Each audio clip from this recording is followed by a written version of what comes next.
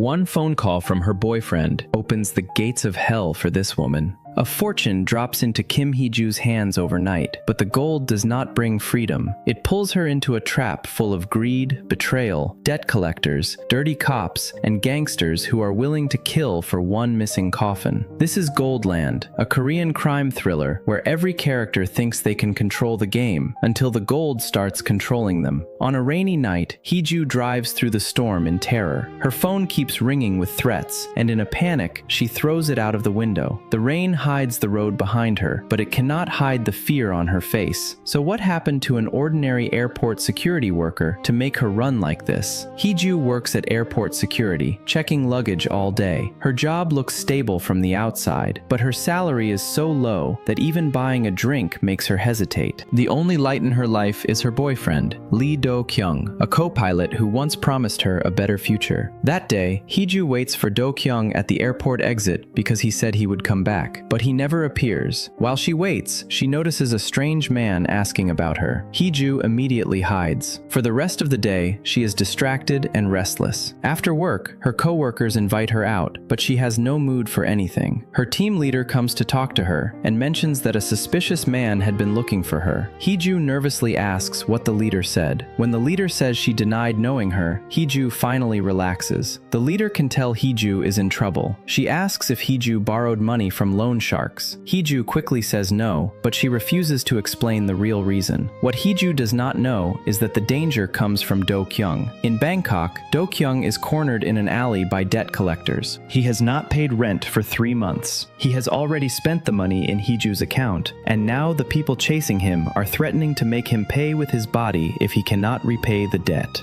With no other option, Do-kyung gives them Hee-joo's address as collateral. At least he still has a little conscience. He secretly calls Hee-joo and warns her, but before she can understand what is happening, he hangs up. All Hee-joo knows is that someone is coming. She hurriedly packs her things. Just as she finishes, men break into her home. Seeing they are not there to talk, Hee-joo jumps out the window and escapes. On the bus, she finally receives another call from Do-kyung. He admits he lost money at a casino last year and still has not paid it back. He says he will solve the debt, but then he asks her to do something for him. The next day, Hee-joo sits at the airport security checkpoint, silently praying nothing goes wrong. Then a coffin passes through the scanner. The alarm goes off. Hee-joo quickly cancels the alert. When the team leader asks what happened, Hee-joo pretends to be calm and says the coffin has metal decorations on the outside. The leader glances at it and lets it pass. The coffin is loaded into a van. Do-kyung is inside. 2 vehicles drive down the highway, one in front and one following behind. Everything looks smooth until Do-kyung suddenly pulls out a gun and forces the young gangster Jang Wook to change the route. Jang Wook is stunned and has no choice but to obey. When the car in front notices something is wrong and calls him, Do-kyung does not allow him to answer. After they reach a remote place, Do-kyung kicks Jang Wook out of the van and drives away with the coffin. Jang Wook can only shout after him in frustration. The gang boss Park Ho-cheol still has no idea the plan has gone wrong. He is calmly instructing his men to deal with Do-kyung. The way he speaks makes it sound like he is not talking about a person, but about livestock to be disposed of. Then Do-kyung calls him. Do-kyung has figured out that whatever is hidden inside the coffin must be valuable, so he decides to steal it for himself. Park is furious. No one has ever threatened him like this. He immediately calls Detective Kim Jin-man. Jin-man is a police officer, but he is also deeply tied to the underworld. Park tells him to track Do-kyung's phone.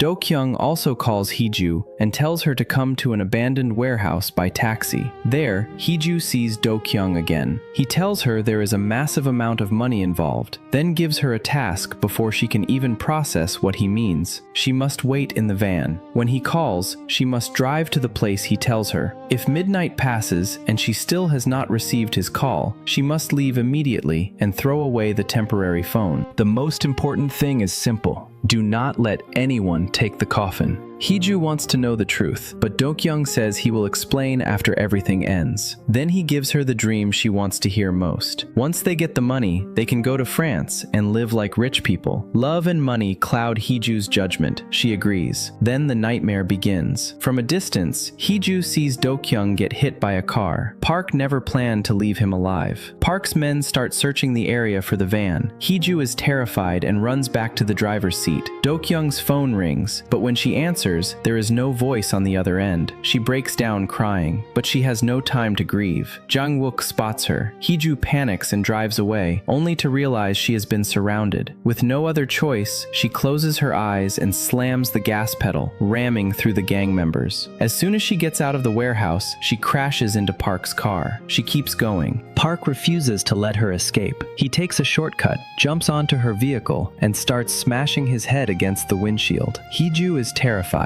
She drives onto a rough roadside, and the violent shaking throws Park off the roof. For a moment, she thinks she has survived. Then Park uses Do-kyung's phone to call her, demanding the coffin. Hee-joo is too scared to answer. She throws away the phone and disappears into the storm. But where can she go? She remembers an abandoned mine tunnel from her childhood and drives there. Sitting alone in the van, she slowly realizes that everything has happened because of the coffin. So what is inside? Hee-joo carefully opens the lid and lifts the red cloth. Inside are gold bars, pure gold, each one weighing 10 kilograms. Wealth and disaster have arrived together. The mine brings back memories from Hee-joo's childhood. When she was little, she once fell into a mine pit. Her mother did not find her until night. In her mother's eyes, Hee-joo was not a precious daughter. She was a child who brought bad luck. Her mother often spent time in gambling places and had little energy to care for her. After losing the family money, she married the owner of a pawn shop. Hee-joo moved into that suffocating place and always wanted to run away. She secretly saved money, but it was never enough, so she started trying to crack the safe. After many attempts, she finally opened it. But before she could see what was inside, her stepfather came in. He was collecting money from a debtor, and Hee-joo realized he had been doing dirty business all along. When he noticed her, she pretended to be asleep at the desk, but he did not leave her alone. Hee-joo fought back, injured him, and escaped. She called her mother, hoping her mother would take her away, but her mother told her to stay with Aunt Miji for a few days until her stepfather calmed down. If Hee-joo refused, her mother would simply stop being her mother.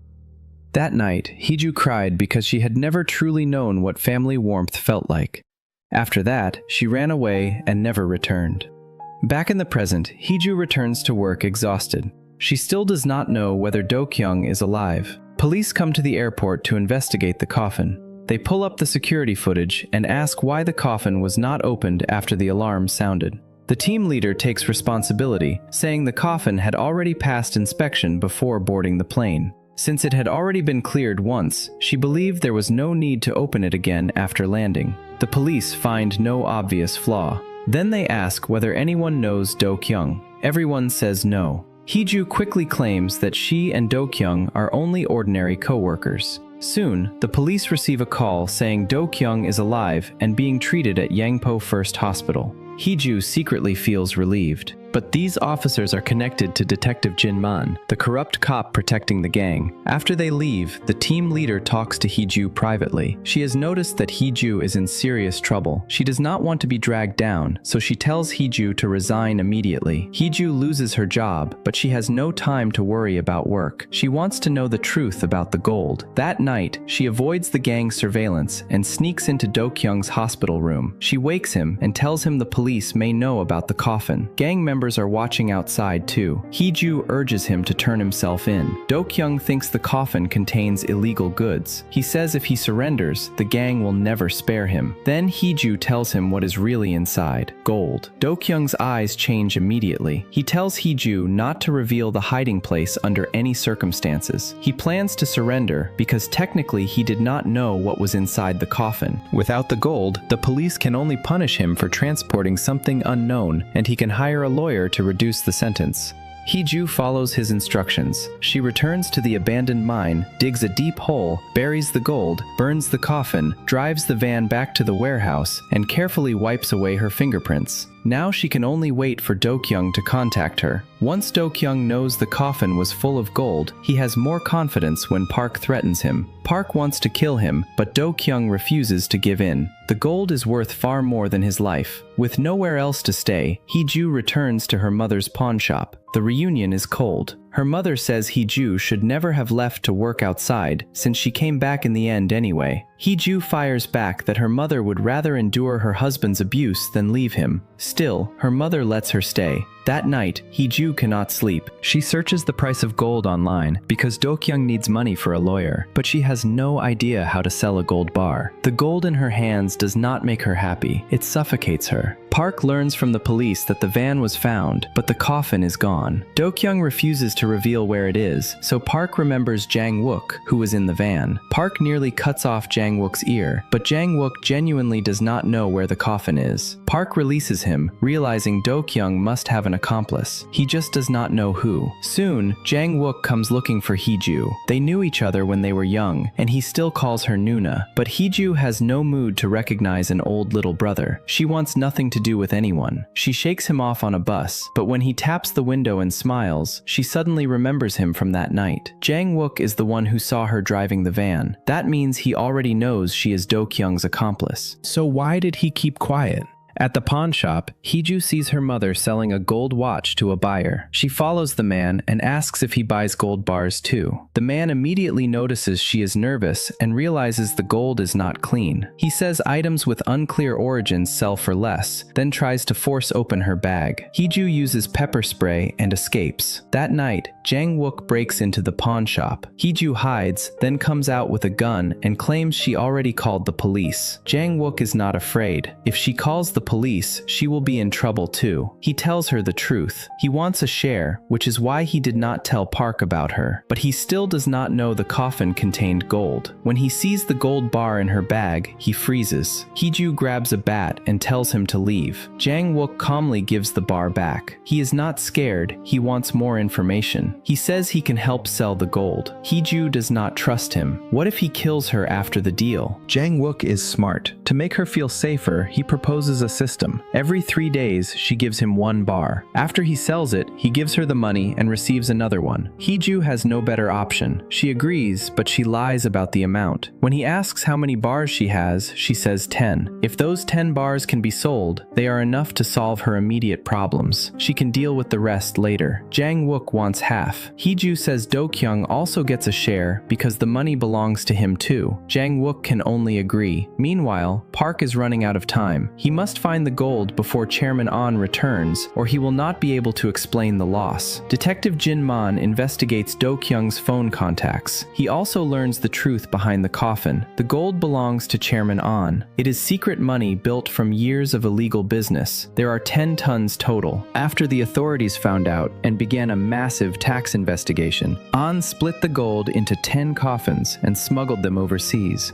One coffin was already seized in Hong Kong. The coffin that arrived in Korea is another one. Jin-man traces the van to the Jinsan area. When Park finds him at a karaoke room, Jin-man tells him the coffin should be hidden near Jinsan. Then he reveals that the coffin contains gold. Park's face shows he did not know. Jin-man mocks him for losing Chairman An's trust. Park is furious, but he still needs the detective, so he holds back. Jang Wook takes Hee-joo to a goldsmith named Mr. Lee. Mr. Lee looks harmless, but he instantly knows the gold is not clean. At first, he does not want the job, but Jang Wook offers such a high processing fee that he cannot refuse. At midnight, the three meet at the shop. Mr. Lee melts the 10-kilogram bar and divides it into smaller pieces. While Hee-joo and Jang Wook wait, Jang Wook casually asks where the rest of the gold is hidden. Hee-joo's heart almost stops. They once played near the mine as children, and she is afraid he might guess. She quickly claims she does not remember that place. Then someone opens the door. Mr. Lee's boss has arrived. Jang Wook and Hee-joo hide, while Mr. Lee pretends to be doing ordinary work for an old customer. The boss does not suspect much at first. He only tells Mr. Mr. Lee that the shop has been sold and he needs to find another job. But just as the boss turns to leave, a piece of gold slips from Jang Wook's pocket and hits the floor. The sound makes the boss suspicious. Mr. Lee tries to stop him from checking. Jang Wook realizes he cannot block him anymore, so he grabs something nearby and hits the boss on the head. Then Jang Wook wants to finish him off. Hee-joo and Mr. Lee stop him. Mr. Lee warns that if Jang Wook insists on killing people, their cooperation ends here. Jang Wook still looks ready to act, so Hee-joo plays the childhood card. She says she only pretended not to remember the mine because she did not want to bring up old memories. Only then does Jang Wook let go of the idea. He carries the boss to the hospital. Mr. Lee finishes the gold work under Hee-joo's watch. To keep him cooperative for the next deal, Hee-joo gives him a small gold piece as a deposit. On the way back, Hee-joo makes Jang Wook promise not to hurt people unless absolutely necessary. Jang Wook laughs at her. She is holding stolen gold while pretending to have a conscience, but after she pushes him, he agrees. Hee-joo returns to the pawn shop completely exhausted and falls asleep. When she wakes, her mother is treating the wound on her hand. It was left from her fight with Jang Wook. Her mother assumes she borrowed from loan sharks. Hee-joo says she does not owe money, but her mother does not believe her. If she is not in trouble, why is her hand cut? The mother and daughter argue again. They clearly care about each other, but every word they say hurts. Then Hee-joo's stepfather comes back. Her mother quickly tells Hee-joo to hide and tries to lead him away, but he refuses to leave. This time, he is here to punish Hee-joo's mother. She secretly sold some items from the pawn shop. The buyer thought the price was too high, checked the ledger, and realized those items were never recorded. After sending the buyer away, the stepfather takes out a knife. The scars on Hee-joo's mother's stomach show that she has suffered like this for years. Before he can attack, Hee-joo hits him in the head with a bat. He collapses in a pool of blood. Her mother immediately tells Hee-joo to pack and leave. She gives her a bank book and pushes her out the door. Hee-joo does not want to go, but her mother forces her away. Then the mother calls the police and says she killed her husband. Hee-joo runs back, crushed by guilt, but police cars are already outside the pawn shop. She can only watch from a distance as her mother takes the blame for her. But the nightmare does not end there. Jang Wook finds Hee-joo at the pawn shop and discovers what happened. He is used to the underworld, so he takes charge of cleaning up the problem. He hands the body over to an old contact. In their world, even a corpse can become part of a paid service. Once the money is transferred, the body disappears. Jang Wook returns to the pawn shop and sees Hee-joo in shock. He tells her a man like her stepfather deserved it, and she does not need to carry guilt. Then he takes one gold piece as payment for handling the aftermath. He also gives Hee-joo a fake identity, Ju Hwa-dan. She can use that name to open a bank account and store the money from selling gold. When Hee-joo learns that the real Ju Hwa-dan is dead and that her organs were taken before she died, she is horrified, but she has no room left for moral comfort. The police, gangsters, Park, Do-kyung, and now a death at home are all pressing down on her. The gold is crushing her. Jang Wook tells her they need to sell faster. The longer they wait, the more dangerous everything becomes. Using the fake identity, Hee-joo buys a used car. While chatting with the dealer, she claims she runs a pawn shop. The explanation sounds normal enough. Then she takes out a gun and asks the dealer to help her get bullets. She says it is for self-defense at the pawn shop. In the gray market, money can solve almost anything. The dealer loads the gun, teaches her how to use it, and even gives her extra bullets. His only request is that her pawn shop send him business in the future. While Hee-joo tries to stay one step ahead, Chairman An calls Park and orders him to find the missing coffin as quickly as possible. Park acts respectful, but once the call ends, his face turns dark. He knows An does not trust him, and he knows he cannot disobey. Detective Jin-man then brings Park a lead. He claims the woman who appeared on the road that night was the airport security team leader. Jin-man is clearly redirecting suspicion away from Hee-joo. Park looks at the information and only gives Jin-man a small payment, while warning him not to talk about the gold. If Chairman An finds out Park knew and hid the truth, none of them will survive. Park goes to the hospital to see Do-kyung. He tells Do-kyung that the accomplice is a woman. Do-kyung's face turns pale, but when Park says the team leader's name, Do-kyung relaxes a little. He realizes Park still has not found Hee-joo. Park threatens him anyway. If Do-kyung does not reveal the coffin's location, Park will kill every woman connected to him. After Park leaves, Do-kyung secretly calls the team leader. The team leader has already guessed that the coffin may contain gold based on the security scan. She does not know where it is, but she wants in. When Hee-joo returns to the pawn shop, she sees traces of blood on the railing and starts cleaning. Then the team leader calls. Hee-joo does not want to answer, but the leader sends a threat. If Hee-joo does not meet her, she will tell the police Hee-joo was seen near Jinsan. Hee-joo calls back. They meet at a bar. The team leader tells Hee-joo that she knows the coffin contains gold. She explains that with her airport position, she can move items more easily than Hee-joo. But when she asks where the coffin is, Hee-joo smiles.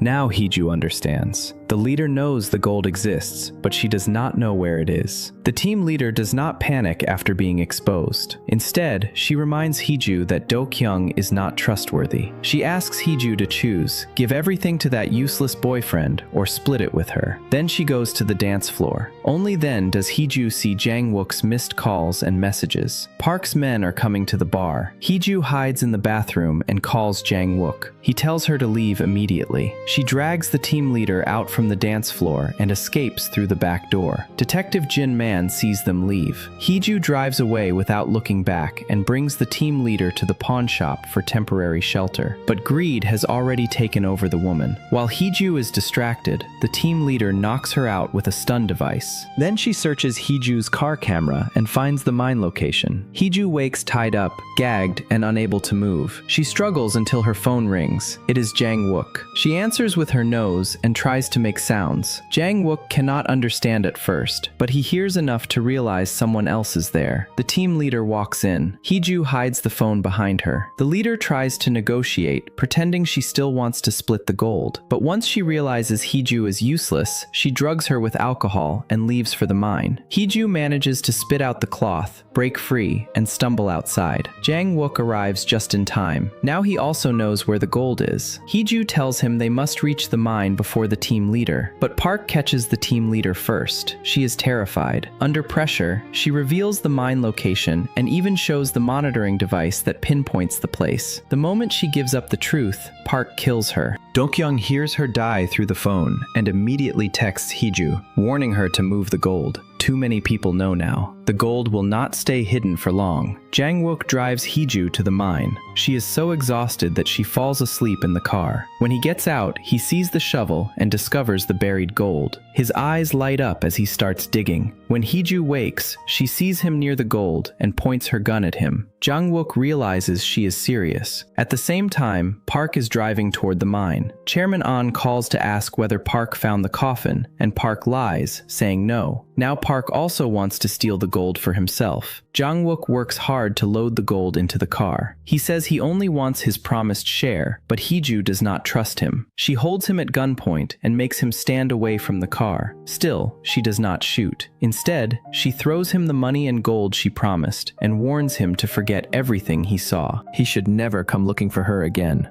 Jang Wook tells her to call him if she truly needs help.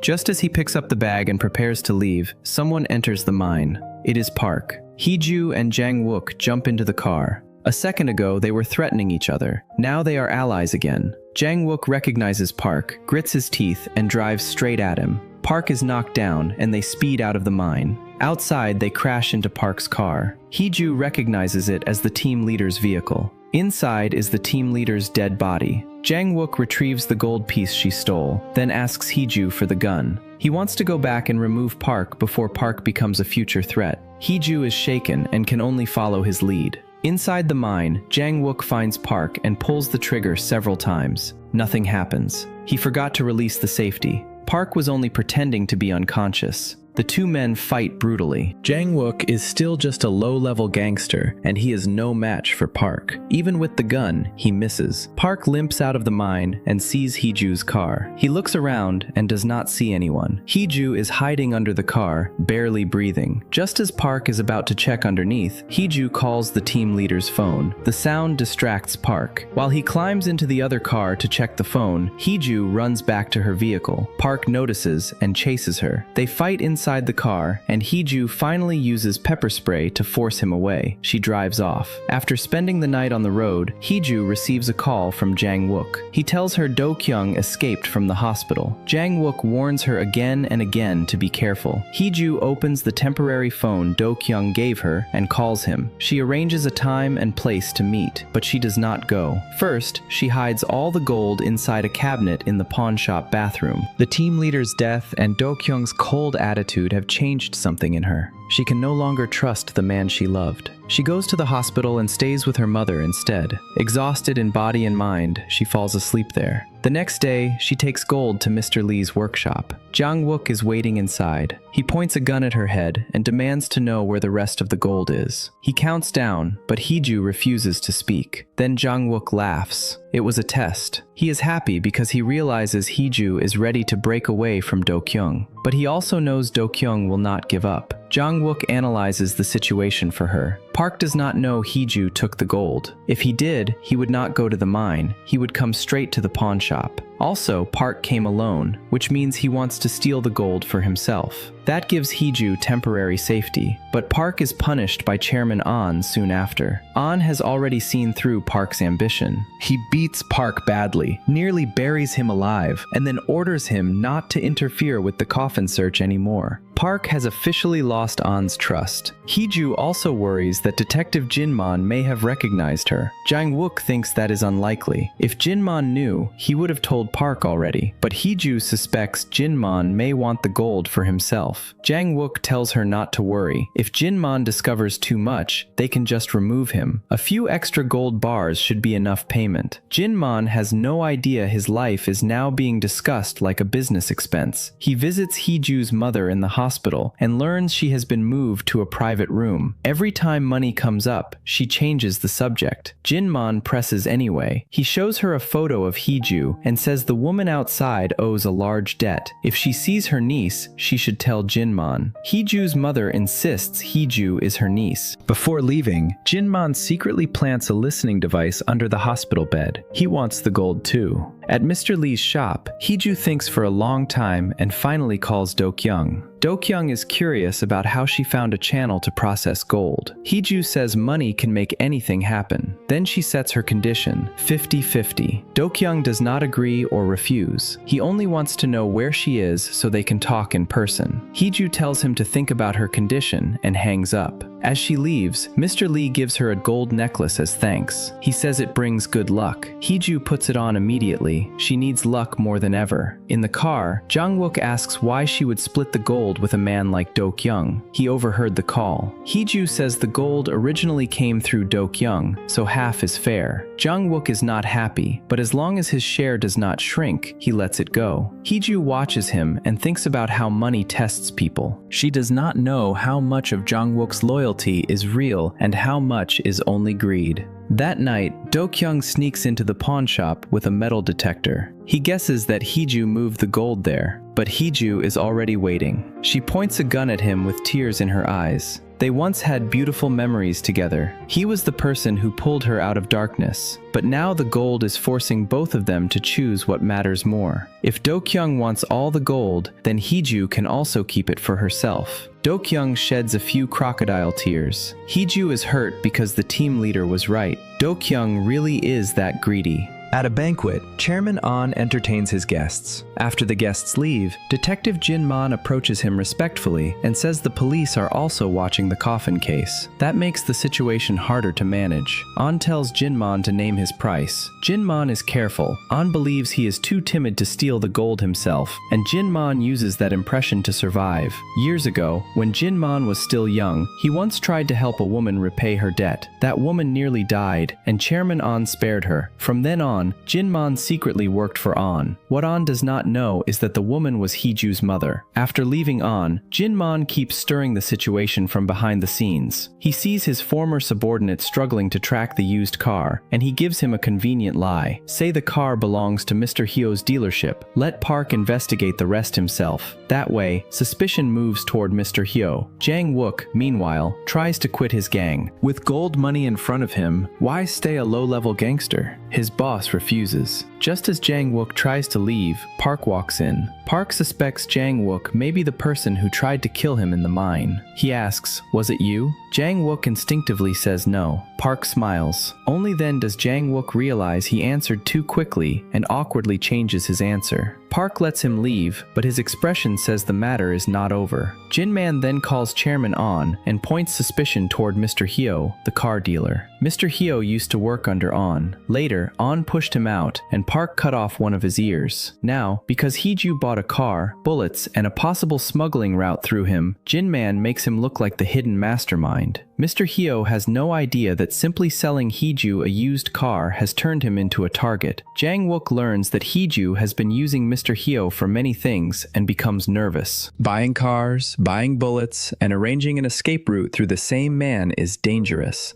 Hee-joo has her own plan anyway, so Jang Wook drives her to the dealership. Hee-joo thinks she is hidden, but as soon as she gets out of the car, Jin-man spots her. Inside, Hee-joo tells Mr. Hee she needs to smuggle one car and one person. Mr. Hee estimates the job will cost around 10 to 20 million won. Hee-joo puts down a gold piece as a deposit. While they talk, Jang Wook sees Park approaching and quickly messages Hee-joo to leave. Hee-joo panics. Mr. Hee also panics. He quickly guesses that the situation is dangerous. He hides Hee-joo in a closet, not because he cares about her, but because if Park sees her, Mr. Hee will never be able to explain himself. Park storms in, presses Mr. Hee down, and asks where the coffin is. Mr. Hee truly knows nothing. Before Park can cut his ear again, On's hitman also arrives. Jang Wook watches from outside and almost falls apart from fear. Mr. Hee is trembling inside too. He hurriedly shows the car sale contract and says he has no idea what is happening. Park takes the contract and hides it. Then he pulls out a blade and fights On's men. Park is brutal. He takes down several men. When the hitman steps in personally, Park manages to injure him too, though Park is badly wounded. Jin-man watches from outside as Park escapes. He had wanted On's side to remove Park for him, but On's men were not strong enough. After everyone leaves, Mr. Hee releases Hee-joo. He says he left the underworld 10 years ago. He does not care about the coffin. He only wants his transport fee. He gives Hee-joo a second-hand vehicle as part of their arrangement, but Park now has the car contract. When he sees the name Ju Hwa-dan, he remembers that the real woman was already dealt with. He returns to his base to find out who stole her identity. Jang Wook's boss immediately thinks of Jang Wook. Jang Wook had recently tried to quit. Now that name appears in a gold case. The boss sends men to capture him. At the hospital, Hee-joo's mother asks to see Jin-man before surgery. She worries she may not survive, so she finally says what she has kept hidden for years. She claims she killed Hee-joo's stepfather, then reveals another secret. For years, she told everyone Hee-joo was her niece, but Hee-joo is actually her daughter. After Jin-man left her, she discovered she was pregnant. Jin-man first thinks she is making up a story to protect Hee-joo, but the seriousness in her voice makes him believe her. Even so, he warns her not to tell anyone. If this gets out, both she and Hee-joo could die. The next day, Aunt Miji calls Hee-joo. She is afraid Hee-joo's mother may not survive and asks Hee-joo to come to the hospital. Jin-man hears everything through the bug under the hospital bed. Hee-joo is hiding in an abandoned warehouse with the gold, waiting for the meeting with Mr. Hee. For safety, she does not go to the hospital at first. But that night, Aunt Miji calls again. The doctors opened her mother's abdomen and closed it again. Surgery is no longer useful, and chemotherapy will not help either. Her life is now counting down. The moment Miji finishes speaking, Hee-joo appears in the hospital room. Jin-man hears Hee-joo's voice and runs toward the hospital. Hee-joo knows her mother has very little time left. For the first time, mother and daughter speak calmly. Jin-man sits in the stairwell and listens. When Hee-joo's mother mentions the past, Jin-man is moved too. To reassure her mother, Hee-joo takes out a gold bar. But seeing herself become greedy makes her feel guilty. She also feels guilt toward Do-kyung. Whatever his motives were, he was once the person who led her out of darkness. Her mother finally understands what Hee-joo has been doing. She warns her, but Hee-joo refuses to return to her old life. She does not want to live in a shadow like her mother did. She wants to take her mother to France, find a quiet village, and live peacefully. Her mother knows she will never make it there. She asks Hee-joo to take her ashes to that place instead. Both of them cry. Jin-man cannot listen anymore and returns to his car. The next morning, Hee-joo leaves the hospital by car. She does not know Jin-man is following her. He keeps his distance and loses her for a moment. When he turns back, he sees Hee-joo leaving in another car and follows again. At the same time, Jang Wook still does not know how bad Hee-joo's situation has become, and he does not know his own identity fraud has been exposed. His boss calls and tells him to come back immediately. When Jang Wook hears the name Ju Hwa-dan, he realizes he is in danger. He runs to his car and thinks about his next move. Looking at the cash he has already exchanged, he wonders how much is enough. Then survival wins over greed. He decides to run. Jin-man continues following Hee-joo. He pulls up beside her and orders her to stop. Hee-joo tries to escape, but Jin-man is an experienced driver. She crashes into a guardrail and is forced to stop. Jin-man tells her to get out. Hee-joo thinks that falling into a cop's hands is still better than being taken by gangsters. Then Jin-man searches the car and finds the gold in the trunk. Hee-joo points a gun at him. Jin-man is not afraid. He explains the situation clearly. Chairman An and Park are both after her. If either side catches her, she will not survive. He tells her to return the gold. Hee-joo does not trust him. Jin-man says the gold cannot be changed into usable money easily, and even if it could, it is too much for one person to spend in a lifetime. There is no reason to throw away her life for it. If she returns the gold, he will give her his share from An and let her leave for France. The moment he says France, Hee-joo realizes he has been listening to her. She fires a shot near his foot and escapes. Then she calls Jang Wook and explains what happened. Jang Wook is also running away. At first, he wants to take his money and disappear, but after struggling with himself, he turns the car around and goes to meet her. That night, Jang Wook is suddenly surrounded by his boss's men. He throws his car keys into Hee-joo's vehicle and tells her the cash is in his car. Then he tells her to take it and run. He tries to escape, but ends up trapped on a rooftop. He calls Hee-joo, and she realizes his life is in danger. She wants to save him, but she does not know where he is. Finally, she goes to the pier to meet Do-kyung. When they meet, Do-kyung says he wants half the money. Hee-joo does not know how much of what he says is true, but there is no time to analyze him. Mr. Hugh arrives and takes Do-kyung and half the gold away. Hee-joo returns to Jang Wook's car and calls him, but he never answers. He has been captured. Park tortures him brutally. Jang Wook tries to lie with half-truths, but he slips and reveals that Hee-joo is the one who took the gold. Park immediately sends his men to the pawn shop. Jang Wook's fate is supposed to be disposal. At the same time, Jin-man's former subordinate is now working with Park. Using phone location data, he finds the warehouse Hee-joo rented. He sees her car inside and secretly plants a listening device under it. Hee-joo has no idea her hiding place is exposed. She is focused only on rescuing Jang Wook. Jang Wook has been drugged and chained at a slaughterhouse. Just as he is about to be killed, Hee-joo drives straight into the place. She finds the key to his chains among the trash. While she is untying him, the old butcher crawls toward them. Hee-joo fires several times and misses. When she pulls the trigger again, Jang Wook grabs her hand. The bullet hits the butcher. They escape together, but the car breaks down halfway. Then Hee-joo receives a call from Park. Park has found her mother. He thinks he can lure Hee-joo in, but he accidentally says Kim Hee-joo instead of Ju Hwa-dan. He realizes his mistake and hangs up. Hee-joo is terrified. Jin-man, who hears the call through the bug, panics too.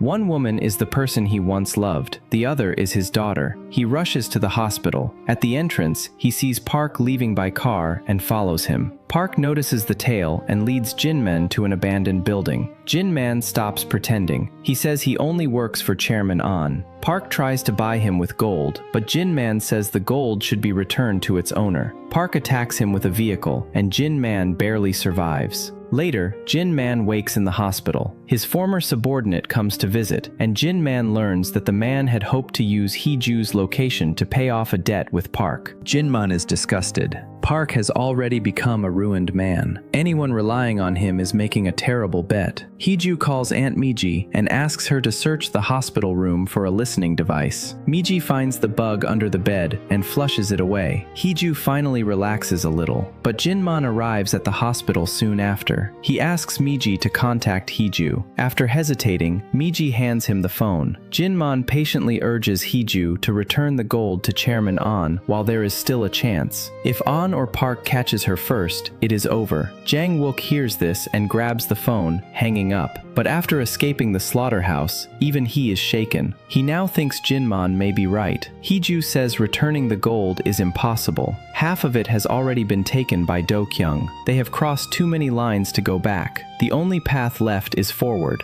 The final gamble begins. Jang Wook suggests luring Detective Jin-man to the mine. Once Jin-man is there, Jang Wook will handle the rest. If Jin-man disappears, one less person will know they took the gold. Hee-joo agrees, but she prepares a backup plan. She hides a gun under the passenger seat. When Jin-man meets her, he does not find the gun and lets her sit in the passenger seat. As they drive toward the mine, Jin-man's former subordinate notices movement from Hee-joo's car. Earlier, the subordinate had placed a tracker under the car after discovering her warehouse. Now he hesitates, wondering whether to inform Park. In the end, he puts down the phone and follows on his own. Jin-man does not know anyone has found them. On the way, he asks Hee-joo how many gold bars she has sold. She says 1. His response surprises her. Instead of threatening her, he shows concern. He even promises to take care of her mother. When Hee-joo asks why, Jin-man says he is an old friend of her mother, but Hee-joo does not lower her guard. She believes everyone becomes ruthless in front of gold, just like Park. To prove he is not lying, Jin-man calls Chairman An in front of her. He only says he has confirmed the gold is at the mine. He does not add anything else. But the kinder Jin-man acts, the more suspicious Hee-joo becomes. She thinks there must be a bigger trap waiting for her. When they reach the mine, she pulls the gun and points it at him. Jin-man realizes he has walked into her plan. He tries to explain, but Hee-joo refuses to believe him. Then Jin-man's former subordinate suddenly appears and restrains her. He reveals his own plan. He wants to kill Hee-joo and use the situation for himself. Jin-man tells him to let her go and leave. The subordinate refuses. When he tries to shoot Hee-joo, Jin-man stops him. The two men fight. Hee-joo joins in to help Jin-man, and if Jin-man had not reacted quickly, he would have been shot by his own former subordinate.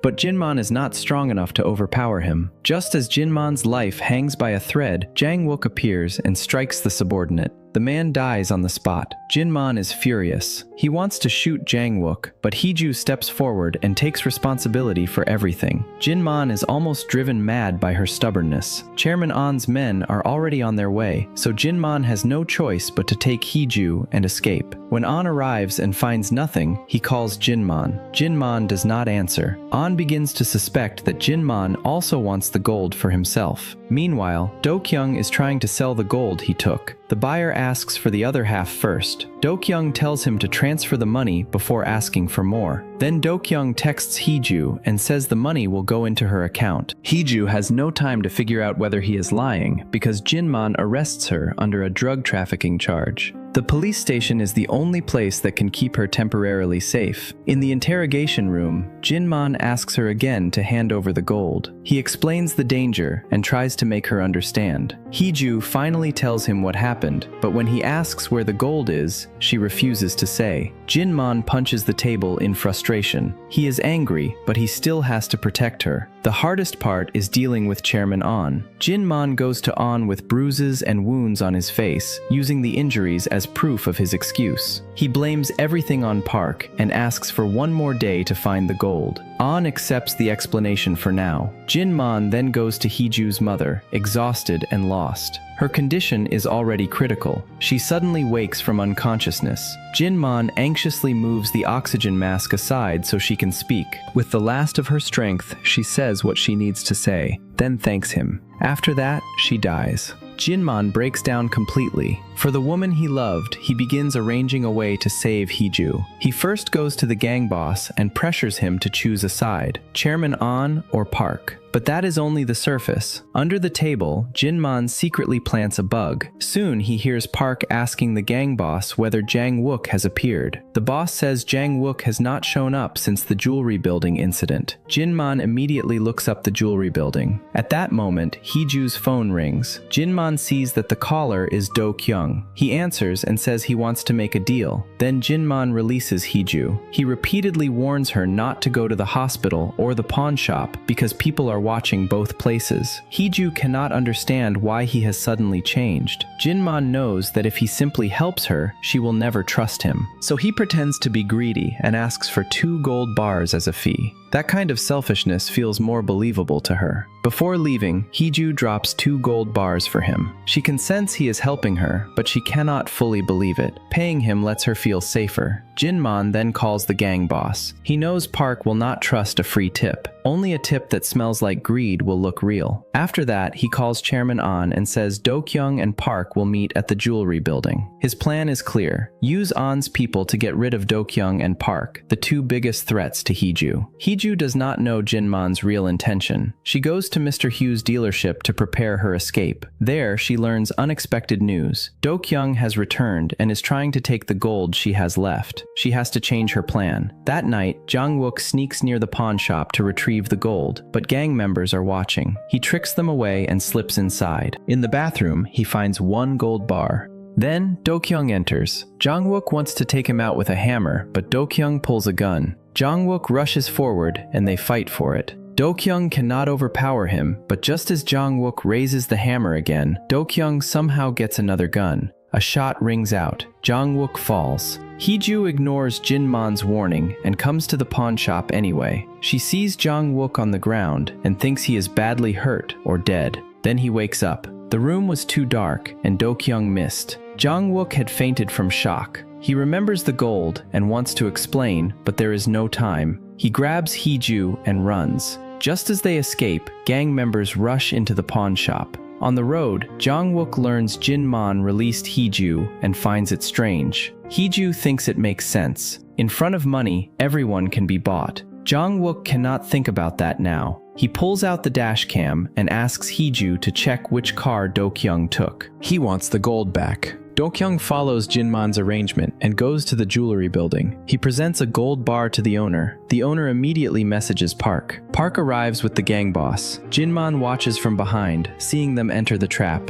To Park, Do-kyung looks like prey covered in blood. Park demands the gold's location. When Do-kyung refuses, Park carves a line across his face with a screwdriver. Do-kyung breaks and blames Hee-joo. He says he does not know where the gold is. Park orders him to call her. Do-kyung first thinks Hee-joo is still locked up at the station, so he is shocked when she answers. He quickly tells her not to come. Park snatches the phone and threatens her. Hee-joo hesitates, then says she will bring the gold. Jang Wook cannot understand her. Do-kyung has betrayed her over and over, so why save him? Hee-joo does not explain. They arrive and split up. Jang Wook finds Do-kyung's car first and wants to break the window, but Jin-man stops him from the shadows. When Jin-man learns the car may contain gold, he tells Jang Wook to break it open. They search but find nothing. Jang Wook calls Hee-joo, but she does not answer. Jin-man asks him to remember how many bars he saw at the pawn shop. Jang Wook suddenly realizes there was only 1. Something is wrong. They rush toward the building. Hee-joo reaches the jewelry building and hesitates outside. Then she sees Park and the gang boss come out. She hides. What she sees next is brutal. Park suspects the gang boss betrayed him, so he kills him with a knife. Then Park checks the phone and sees that Chairman An is coming. Instead of running, he decides to remove everyone inside. He returns to the building and starts killing the remaining gang members. While Park is chasing one of them outside, Hee-joo slips in and finds Do-kyung, but Park returns and catches them. Do-kyung tries to rush at Park and is kicked away. Hee-joo fires at Park, but her aim is terrible and she misses. Then she runs out of bullets. Park throws Do-kyung to the floor, presses a gun to his head, and demands the gold's location. Hee-joo refuses. Park shoots Do-kyung. Then he beats Hee-joo, trying to force the answer out of her. Gunfire suddenly erupts. Jin-man arrives and saves Hee-joo. Outside, Jang Wook sees Chairman An's men approaching. He crashes a giant display to block them temporarily. Inside, Jin-man and Park exchange fire. Hee-joo crawls up during the chaos and reloads her gun. When Park walks toward Jin-man, Hee-joo shoots him from behind. Park turns and fires back, hitting her shoulder, but Park is badly wounded. Hee-joo struggles to stand hand and aims at him, ready to end it. Jang Wook arrives, and Hee-joo tells him what to do. He immediately runs to the gold workshop. There he finds 2 large suitcases filled with gold. Jin-man arrives with Mr. Lee, and the 2 sides point weapons at each other. Then Mr. Lee fires. Jin-man realizes Hee-joo had already prepared another path. She is much smarter than he expected. At the same time, Hee-joo is captured by Chairman An. She refuses to say anything. An loses patience and prepares to have his men cut her open. Then Jin-man sends him a photo of the gold. He calls and offers to trade the gold for Hee-joo. An does not understand why Jin-man would do this, but Jin-man gives an explanation convincing enough for An to believe. Only then does Hee-joo learn the truth. Kim Jin-man is her father. Before meeting An, Jin-man gives Hee-joo's mother's ashes to Jang Wook. Then he drives to the exchange. An sees the gold and releases Hee-joo. While An's men check the gold, Jin-man quietly tells Hee-joo to run. She asks why he is not leaving with her. He does not answer. He only tells her to hurry. Then An's men discover the gold is fake. Once Jin-man sees Hee-joo is safely in the car, he opens fire. A gunfight breaks out. An has too many men. Jin-man is hit by a car, then shot. He dies, buying Hee-joo a chance to escape. Inside the car, Hee-joo finds the gun Jin-man left for her. She points it at Jang Wook and forces him to get out. Jang Wook has nothing to say. He has spent some of the money and survived because of her. If she cannot trust him, he accepts it as payment for the life she saved. He watches her drive away and prays she makes it. Hee-joo drives to a quiet place and stops. Fighting through the pain in her shoulder, she opens the trunk. The real gold is there. She secretly moved it into Jang Wook's car earlier. She takes 1 bar, puts it into her bag, and drives to the pier. When she meets Mr. Hee-joo, she gives him the gold as payment. Mr. Hee-joo knows how to make money and asks no extra questions.